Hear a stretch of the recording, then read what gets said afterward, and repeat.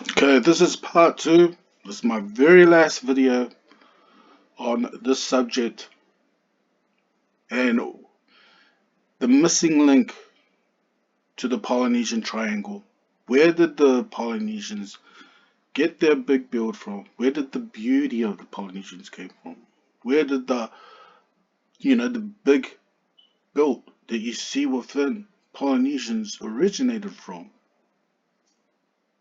Did not originate from Asia or from Melanesia. This is the reason why I always get frustrated, because I realize that we have a very different look.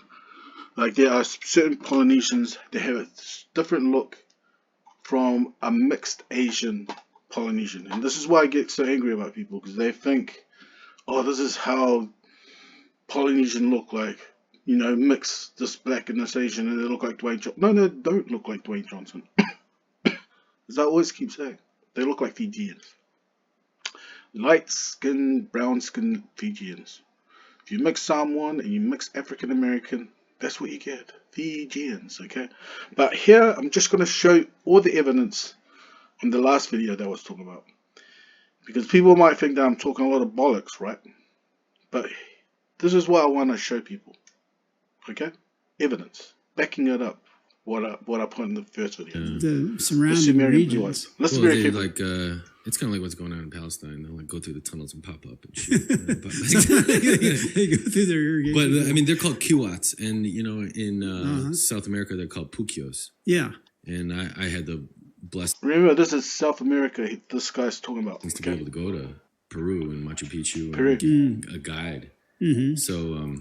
There was Andite influence. Yeah, there's a lot of Andite influence real quick. And let me just jump into the map real quick just to show you, because it's pretty exciting. Look at this. The Urantia book talks about how 132 Andites sailed off the coast of Japan. See Japan.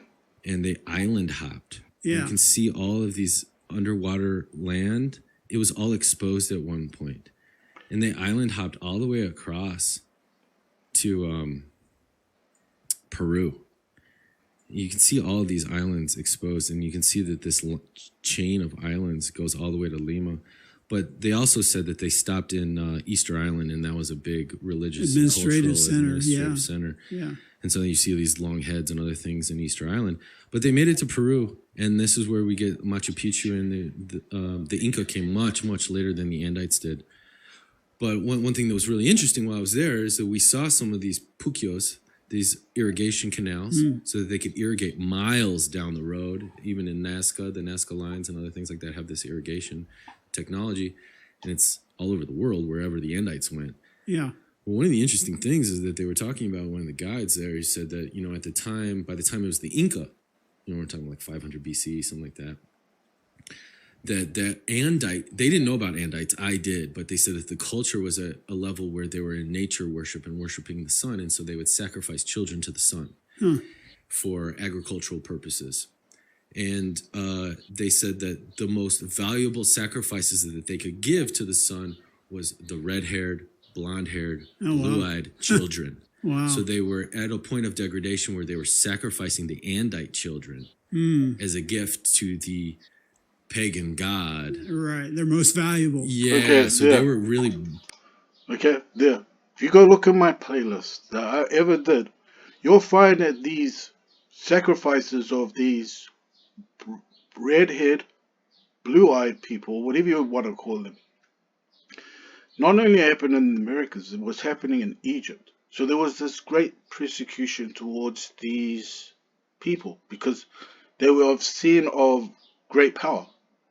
Even within Samoa, when the Europeans came into Samoa, they actually believed, okay, if you go look at the history, I've read up the history, done a playlist about it, but they actually believe Balangis, because it's a special name, every Samoan is aware of it, that they were given a special name because that was the original, the original rulers of Polynesia. Were red-haired, white-skinned people. Now, why is it that Polynesians, and I'm talking about Tahitians, were always compared to Venus with red hair, white skin, fair skin? This is the goddess of, and you think to yourself, Europeans first met Polynesians and straight away they compared her to a white woman, the most racist time of society. And these people who gave all these nasty names towards Melanesians, towards other Asians, but when they met the Tahitians, how come they didn't just call them black? Black and ugly. Why didn't they do that? Why didn't they just call them nasty names if they wanted to, right? And here's another thing, right, that I'm just going to tell you about. All the legends, like if you think about religion, you don't get religion, the Great Flood, whatever, you hear about it. Thousands of all over the world. You don't get legends unless it originated from somewhere. Now, if you look at the legend of Hercules and the way they say it and speak it, very similar to Maui. Okay? And if you look at Maui, blue eyes, legends of the Greek mythology and the European. In fact, there's so many books out there that will talk about how similar the European pagan religions are to Polynesia. You got to go have a look at it. And here's another evidence. This is Tupac Amaru II. Go look it up. How and you'll find out that through this legend over here, through this Native American, he did speak of going out into Oceania and finding these black, fizzy hair people. And guess what? Through the Native Indian legend, they took them as slaves and brought them back to the Americas. Now, if that sounds weird, I'll go back to the beginning. Okay? Way back in the beginning.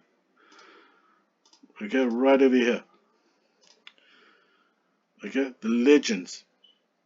This is the Samoan legend that I found. Okay, in Polynesia, including Hawaii, Samoa, Tahiti. One such kingship is through Chief Mangaya Sai of American Samoa. The religion relates how after the biblical flood, see, this flood spoken all over the world, the families of these families, 1, 2, 3, 4, 5, 6, 7, 8, 9, 10, okay, met an Asian tribe and intermingled. Isn't that interesting? How I said before that the Asians populated the Americas first. After they populated it, then these people, who may have been of Cascoid origin, redhead, met with these Asians and they created the Polynesian look that you see today, right? These names exist in Polynesia and their offspring were said to be of what? Caucasian or blonde and red hair. The early American natives that occupied Alaska were believed to be encountered white blonde people.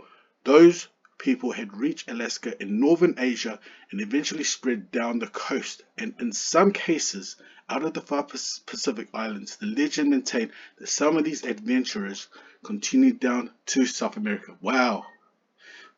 Down to South America to where? Peru. Okay? It's funny. Everything I bring up all connects. It all makes sense, right? Here you have it, the blue-eyed people of Samaria. These people, most of these Iraqi people do not have blue eyes. So it was of a certain race that had these blue eyes. And here you have this guy who did the video, shows exactly where they originated from. Guess where? Greek. Exactly where the stories of Hercules came from. That is so exactly the same as the story of Maui. And over here, what are the Sumerians? What are they known for? They are without a trace of origins elsewhere in the world. These ancient tribes suddenly loom upon the horizon in civilization, full-grown and superior culture, embracing temples, metalwork, so on and so forth. These were advanced people, the Sumerians. Okay, they were very advanced. Better weapon. And I'll just carry on, just to carry on and prove my point. Okay, right over here. This is from the Tahitian book that I found. Begging the question, when an Eastern Melanesian is a Polynesian, there would appear to have been a recognizable physical difference between the lowest class of Mesquisians. People do not know who they are. They are from Tahiti, and those of the higher rank. Right over here, I keep trying to tell people, right, that the higher class Polynesians were always seen in the eyes of the Europeans as very good looking, tall, light skinned. And then there was the lower class, or Titil women of Tahiti. They were smaller than the upper class women. They were described as being different and having woolly hair and coarse hair. This is what black people forget, that even the Europeans even noted this. In Samoa, in Tonga, in Tahiti, there were two classes of race. And I know, and lots of Tongan Samoans are aware, that before Europeans came, just like in India, these two classes could never mix. You could never intermix a noble, someone who was of noble rank, and those who are of lower ranks. So this is why I keep trying to tell black people, Samoans, Tongans, and Tahitians, Hawaiians, they had black slaves, or even some Polynesian slaves, whoever, right? I'll just carry on, right? Here, right over here. Why did they compare Tahitians to, to the goddess of Venus? It's right over here. Right over here, read it. A very beautiful native sat to Dola Isabella, who was Spanish, with such red hair that Dola Isabella wished to cut off the few locks, but seeing that the native did not like it, she detested, not wishing to make her angry. Red locks. Right over here. The chief pilot did not see anything. These are the story in Tahiti. That's why I said to Polynesians, go study your history, so then you don't let these Afrocentric nutheads try and brainwash us in telling us a false history of our account, because he did not land at the time, but all who saw them reported that they had beautiful legs, hands, fine eyes, fair countenance, small waist, and graceful forms, and some of them prettier than the ladies of Lima. That's in Spain or Portugal, I'm not so sure. And they are famed for the beauty. Right over there. Okay, and I will finish it off with these photos just to show you guys evidence. You see, people might look at the photo and think, oh, it's a black man. Okay, you might look at the photo. This is the great Malia tour of Samoa. You can't have no idea. But you know what? If you have a really good close look in color, you actually see how refined his features are. You'll see the jagged jaw that he has. You'll see that he has blondish, yellowish type of hair. But you know what the funny thing is, when you look at the Malietoa close up, you actually see he has blue eyes. If you really look at his face, his features, it's not Negroid and it's not Asian at all. Very tall, very slim, and just the way the Europeans said he was, the Polynesian look like, right? And right over here, we have pictures of the moldy redheads. Evidence of white-skinned Polynesians with red hair. Look at that. Red hair. 2 of them. 3 of them. Red hair. These are moldies. Okay, here. Tahiti. Red hair. So that's all the evidence I have. So if any black person, Asian person out there who wants to tell us the history of Polynesia, you just say to them that our ancestors came from the Americas, and we are also of Caucasian blood, and it's written in the books back in the 1900s. So I'll end my video there, because at the end of the day, no race can claim us. No race. Not black, not Asian, not white. No race can claim us.